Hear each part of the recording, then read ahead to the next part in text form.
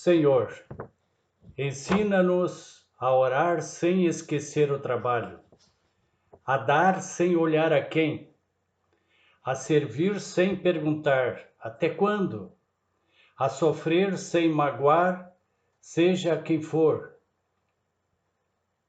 a progredir sem perder a simplicidade, a semear o bem sem pensar nos resultados, a desculpar sem condições, a marchar para frente sem contar os obstáculos, a ver sem malícia, a escutar sem corromper os assuntos, a falar sem ferir, a compreender o próximo sem exigir entendimento, a respeitar os semelhantes sem reclamar consideração, a dar o melhor de nós, além da execução do próprio dever, sem cobrar taxas de reconhecimento.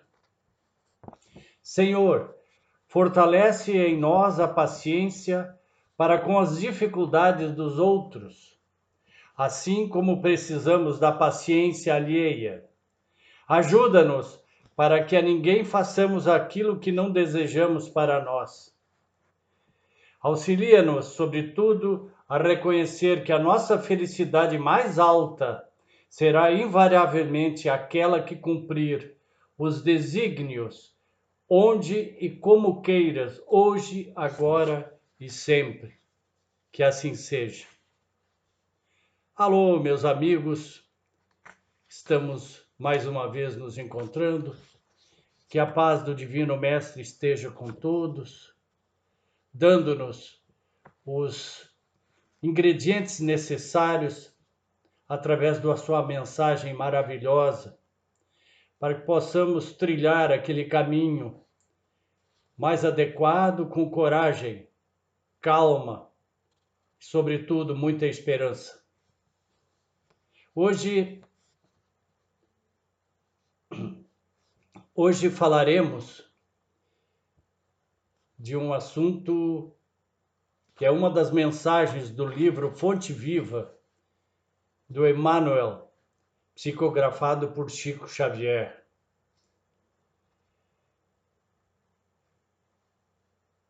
E vemos em Lucas, capítulo 15, Emmanuel coloca essa passagem do Evangelho de Lucas sobre a parábola do filho pródigo.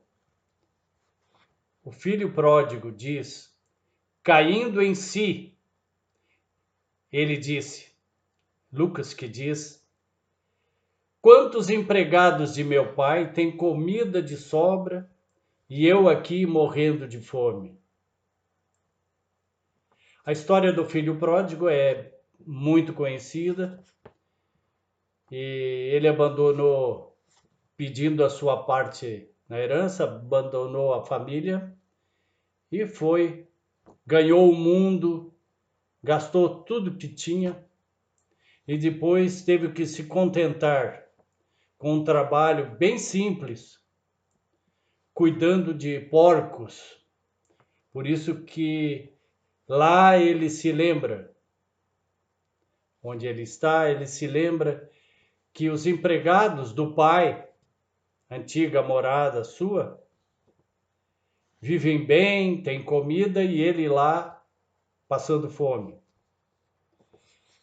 Mas, antes disso, se gostarem do vídeo, dê um like, compartilhem para que mais pessoas possam receber as mensagens.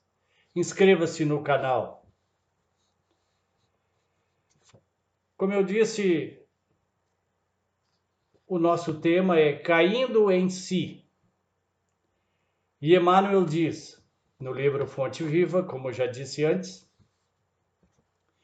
Emmanuel diz o seguinte, esse pequeno trecho da parábola do filho pródigo desperta valiosas considerações em torno da vida.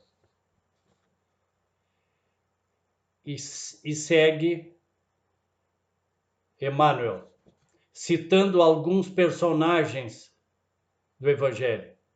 Judas, diz ele, Sonhou com o domínio político do Evangelho, interessado na transformação compulsória, obrigatória, das criaturas.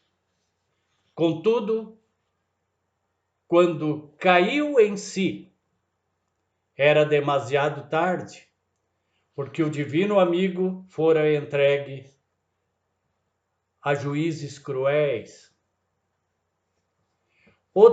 Continua Emmanuel, outras personagens da Boa Nova, do Evangelho, porém, tornaram a si o tempo de realizarem salvadora retificação.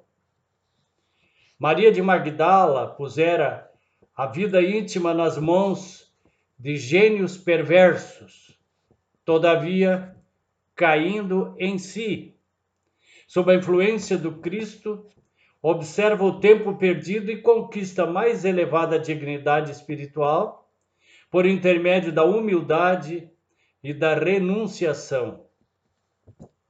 Pedro, o apóstolo Pedro, intimidado ante as ameaças de perseguição e sofrimento, nega o Mestre Divino. Entretanto, caindo em si, ao se lhe deparar o olhar compassivo de Jesus, chora amargamente. E depois brilha no apostolado, sem pestanejar. O apóstolo Paulo confia-se à desvairada paixão contra o cristianismo e persegue, furioso, todas as manifestações do evangelho nascente. No entanto, perante ao sublime Senhor, caindo em si, penitencia-se dos seus erros e converte-se num dos mais brilhantes colaboradores do triunfo cristão. Por último, conclui aqui Emmanuel. E Emmanuel nos dá o recadinho final. Cai, contudo, em ti mesmo, sob as bênçãos de Jesus, e transferindo-te então da inércia para o trabalho incessante pela tua redenção, observarás surpreendido como a vida é diferente. Quantas vezes nós entramos em alguma religião, seja qual for, e nos deparamos com pessoas que não são exatamente modelos daquilo que dizem.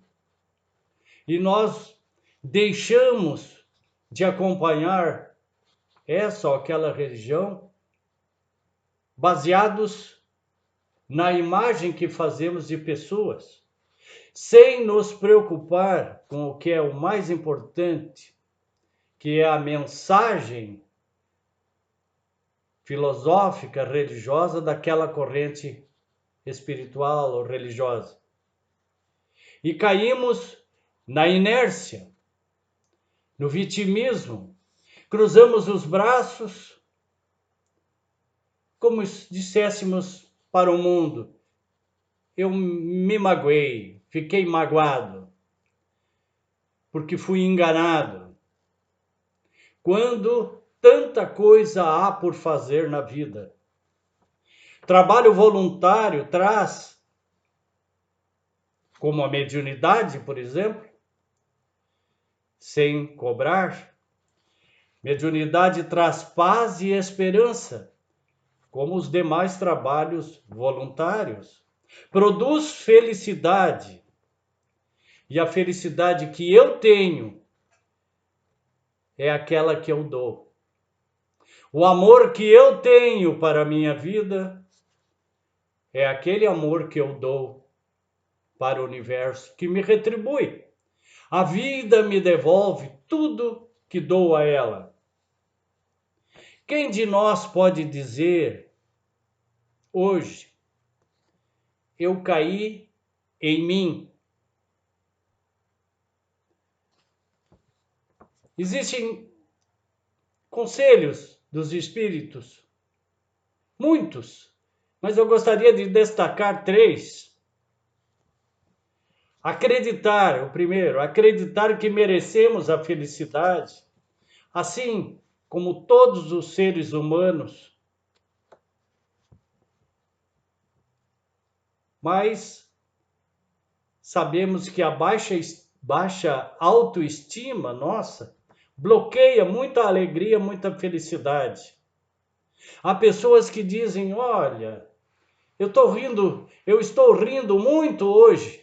Acho que amanhã eu vou chorar. Quantas vezes já ouvimos isso? Pessoas que têm a sensação de que não pode, algumas até certeza, que não têm o direito de ser felizes. Nós viemos ao mundo, Deus nos deu essa oportunidade, além de tantas, e dará tantas quantas necessárias, para que nós tenhamos um encontro com a felicidade. Segundo, primeiro então foi acreditar que merecemos a felicidade, como todos os seres humanos. Segundo, pararmos de encontrar motivos externos para as nossas dores e descobrirmos quais são as suas razões íntimas, por que isso não ocorre. E aí inventamos fugas, sugerimos para a vida algo que vai nos deixar com padecimentos, com dores, tomando atalhos, nem sempre venturosos, e realizamos rotas que vão se contrapor àquilo que previamente nós combinamos ao voltarmos a essa existência. E utilizamos aquilo que a psicologia chama de mecanismo de defesa, a transferência.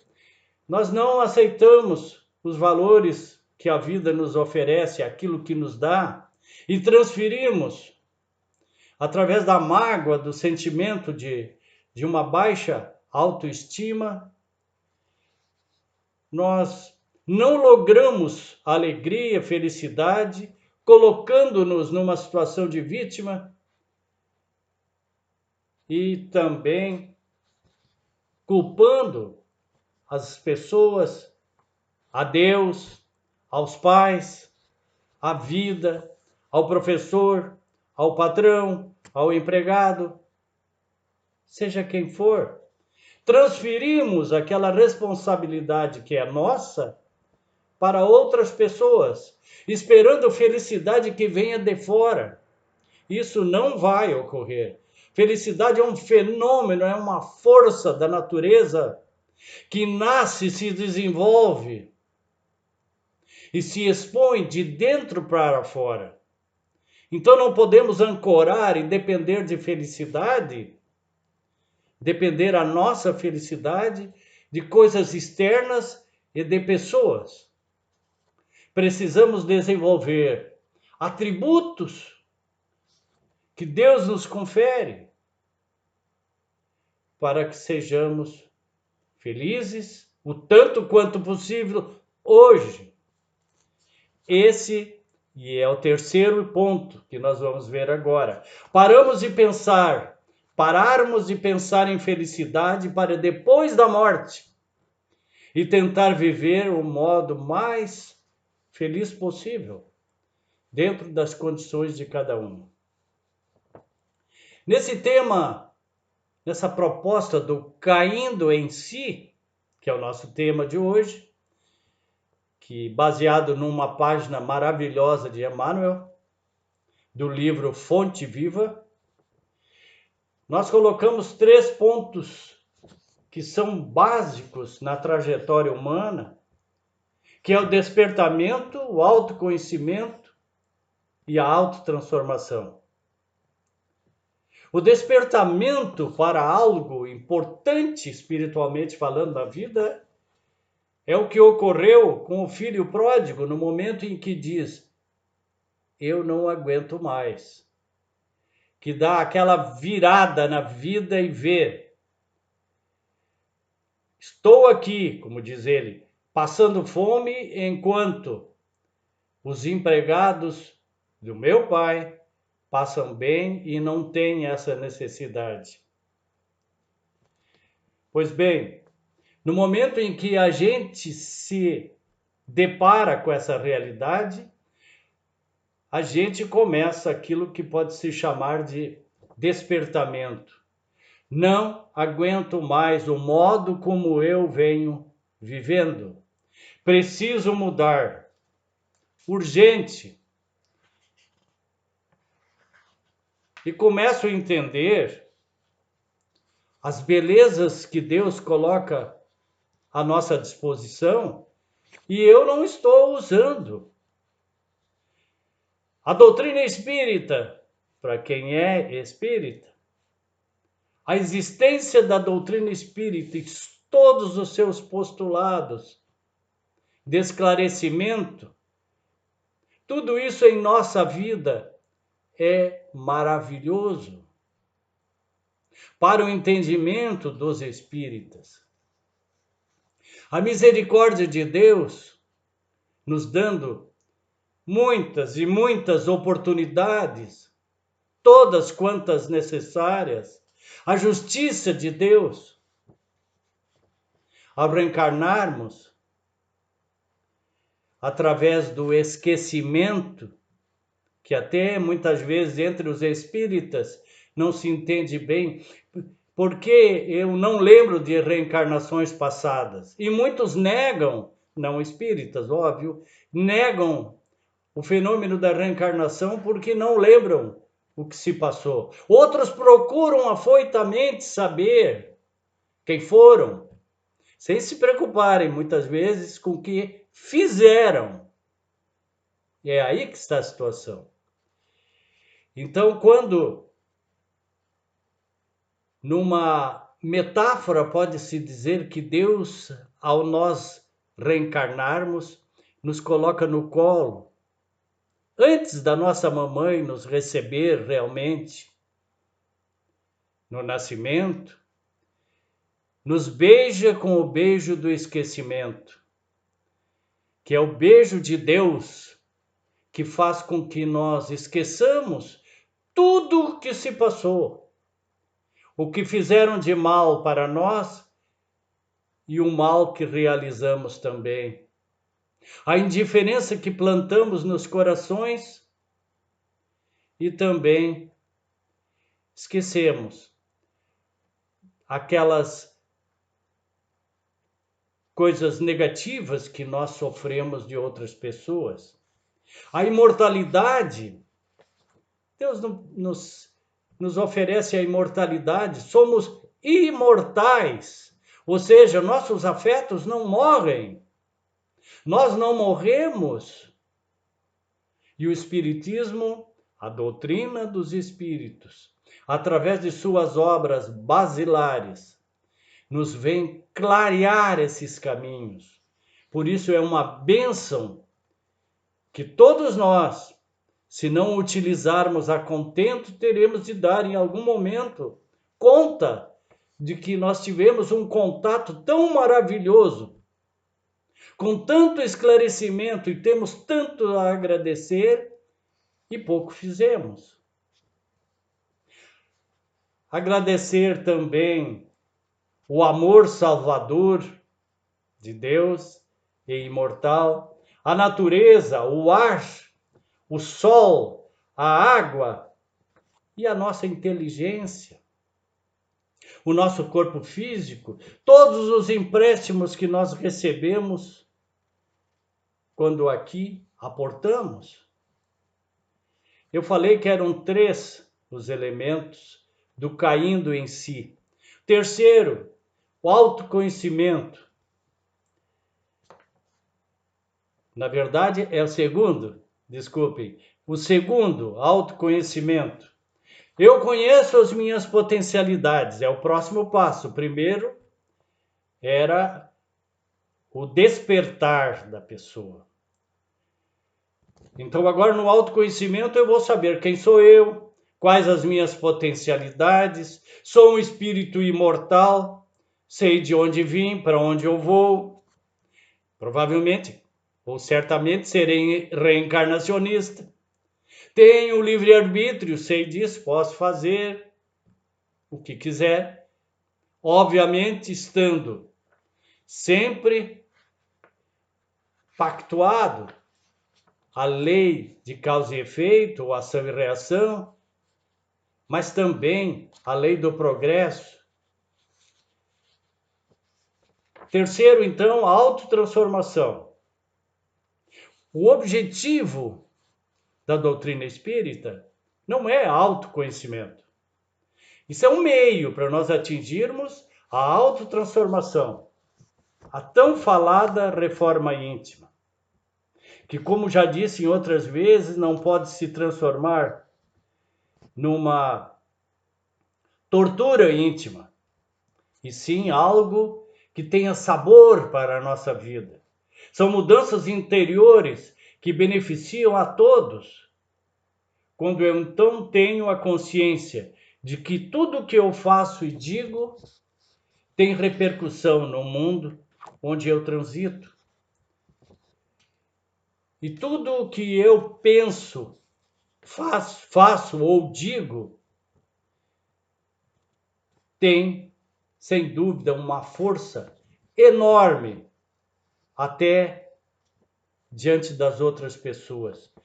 E a força também que, impregnada das energias, através de sintonia e afinidade, possa ter um contato com a espiritualidade mais ameno ou muito intenso, de acordo também com os níveis de mediunidade de cada um, mas sempre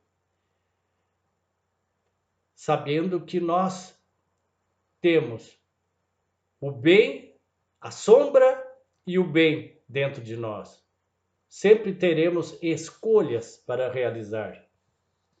Então, caindo em si, nós precisamos ter gratidão a Deus, aos nossos pais e a todos que cruzam o nosso caminho.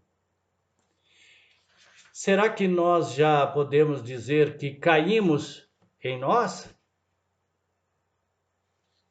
Meu amigo, minha amiga, eu mesmo me pergunto, já caí em mim? Ou seja, sei qual é o propósito da minha vida? Siddhartha Gautama, o Buda, dizia que o objetivo, o propósito da vida é viver. Certamente ele não queria dizer sobreviver, ele dizia viver, ou seja, na plenitude que a natureza, que o nosso Pai nos dá, para marcharmos com confiança, com luz, com harmonia, sempre em frente. É isso aí, meus amigos, que todos possamos dizer: eu caí em mim. Muito obrigado, minhas amigas, meus amigos. Luz e paz. Namastê. Até a próxima. Muito obrigado por tudo.